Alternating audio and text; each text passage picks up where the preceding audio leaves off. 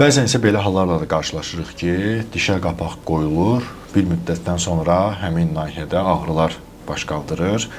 Bu ağrıların səbəbi nə ola bilər? Qapaq yanlışmı qoyulub, yoxsa öncədən kanalmı doğru müalicə olunmayıb, yoxsa ümumiyyətlə həmin dişin, yəni qapaq üçün olan təyinatı mı yox imiş?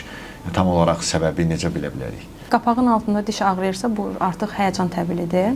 Normalda ağrı olmamalıdır. Əgər ağrı varsa, siz dediyiniz kimi bir neçə nüanslar var burada. Dişin ola bilər siniri tam çıxarılmayıbdır. Diş 2 kanallı, 3 kanallıdır. Orada hansısa bir kanalda sinir qalıb, bu sonradan ağrı verə bilər. Dişin kökündə iltihabi proses varsa və ya əvvəldən olmayıb, sonradan yarana biləcək bir problemdir bu da.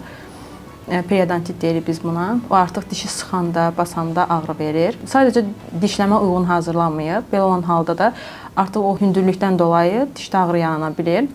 Və yaxud da ki, konstruksiya düzgün hazırlanmayıb. Yəni ki, diş normadan artıq yüklənibdirsə, hər şey yaxşıdır, müalicə yaxşıdır, konstruksiya da yaxşı hazırlanıb. Ancaq diş sayına uyğun düzgün konstruksiya hazırlanmadığı halda diş normadan artıq yüklənir və o da başlayır artıq ağrı verməyə və paralelli digər prosesləri gətirib çıxardır.